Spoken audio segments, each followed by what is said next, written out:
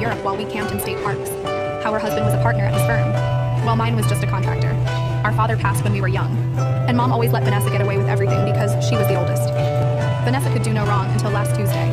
I was at my mother's house helping her sort through old mail when I noticed an envelope from a law firm addressed to Vanessa. It had been delivered to Mom's address by mistake since Vanessa used it as her permanent address for legal documents during her recent move. The envelope was already open. Mom said she'd opened it thinking it was her own mail. Inside were divorce papers. Not just any divorce papers. Richard's petition for divorce with a detailed financial declaration attached. Mom handed me the documents with shaking hands. You need to see this. Richard wasn't just filing for divorce. He was requesting the court enforce their prenuptial agreement. The one Vanessa swore didn't exist. The one she told everyone. Richard refused to sign because he trusted their love completely. The prenup was 17 pages long. It specified that in the event of divorce, Vanessa would receive nothing except what she brought into the marriage. No claim to his family wealth. No portion of his retirement. Attached to the filing was Richard's statement explaining the marriage breakdown.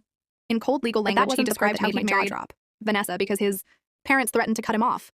Unless he settled down before his 30th birthday, they'd given him a deadline, and Vanessa happened to be attractive and eager and willing to sign whatever he put in front of her. He called her a practical choice. Those exact words, a practical choice to satisfy family expectations. He'd never loved her.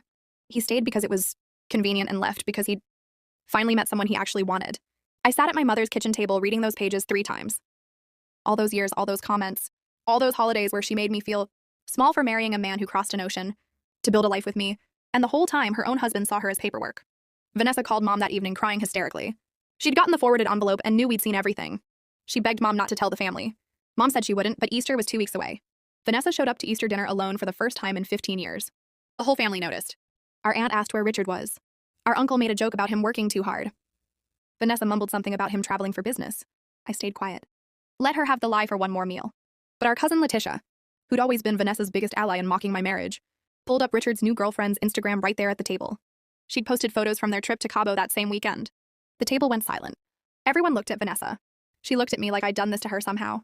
Like 15 years of her cruelty was my fault. I didn't say a word. I didn't have to. Santos reached over and squeezed my hand under the table. The same hand that built our kitchen cabinets. The same hand that held mine through my mother's surgery. The same hand that's never let go in 12 years. Vanessa left before dessert. She hasn't come to a family dinner since.